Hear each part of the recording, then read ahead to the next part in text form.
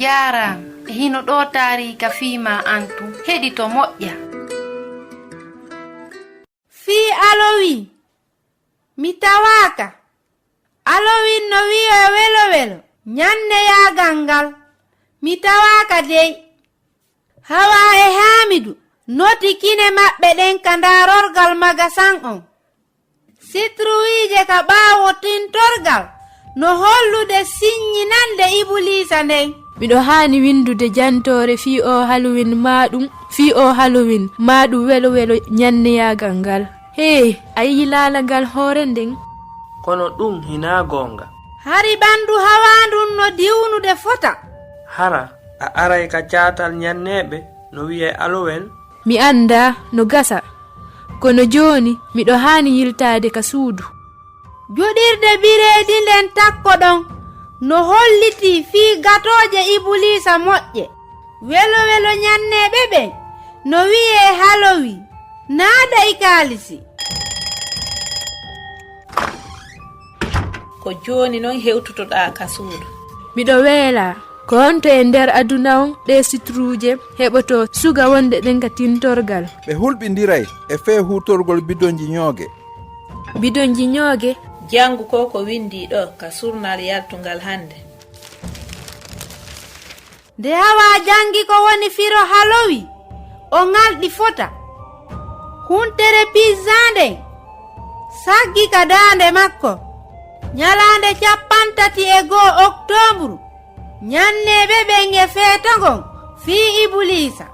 O tarika gila ko fuɗɗi timmi duuɓi guluuji 2 hitande hesere nden ka celteɓe ɓen ɓe wuruno hari ɓe anda Allah hiɓe gonɗinno Allahji ɗuuɗuɗi.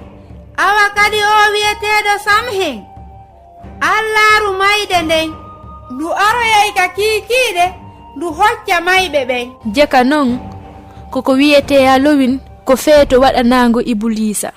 Ko wiyete Halloween ko yogande ka haala engele fii nyallal adingal ngal nyalade tusen nden.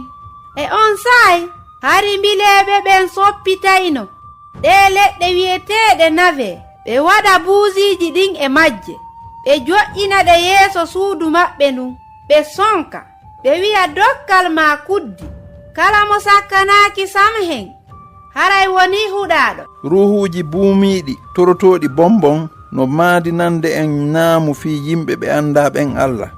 Kitabul Mugaddasiyon no wi en woɗɗite ko boni. O Halloween ko jemmare hollayde bonki. Hari mi andano ɗum kono gila joni fi Halloween mi tawaka. Hara jangi fi ko fewti kon sadakaji ɗin. Hari Hawano yoomi ɓay o jangi wondema ko fi Ibulisa ɓe yimɓe woni e sakkanade.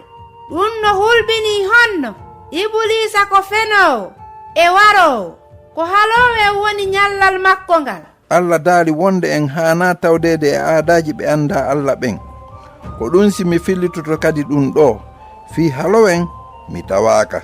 Angoy hara hiɗa gondini Isa Almasihu on. Siko non woniri haray hiɗa mari weltare haqiqare. Hara ana daali hoorema e piiji ñidduɗi. Mi yahata ko feeto wiyetego Halloween. SMS naɓanaɗo o wiyeteɗo Hamidu. Fi Halloween mi tawaka. Meɗen tanƴinanima hankadi a tawdetake e ɗum. Hara hiɗa faala faamude ɓurini fii ko o wiyeteɗo Halloween.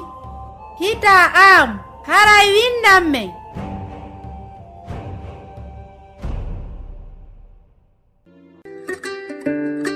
Ko Husainatu wonno e yewtudem. Mi weltanike ma fii ko heɗitiɗa ko hiɗen e saay.